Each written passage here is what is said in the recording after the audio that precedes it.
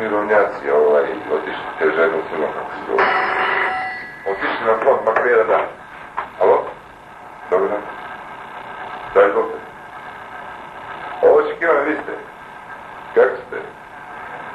Evo, ja objavio ono i baš sam htio da vam pošaljem do 5 € da imate. Sve se ona objavio. Posjeću vam sutra, danas je teko štampava. Pa ću doći jedan dan, sad je lepo vreme da još jednom slikamo i tako da se ide. Kako ste vi? Pa ja sam vas tražio prije što sam objavio, nisi niko javljen na telefon, da vas pitam još jednom kako se zvala Dragoslavljeva žena. Verica.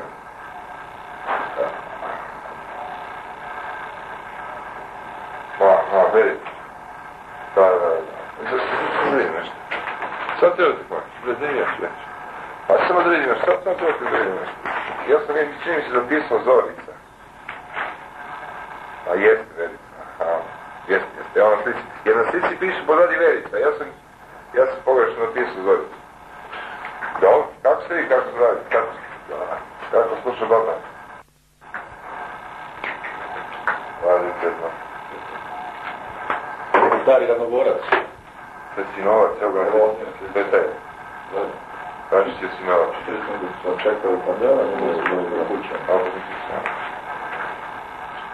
Ja mislim gdje sam vidio to. Rakali po kvadrata. Da mi rukovodite žena u crnu. Žena?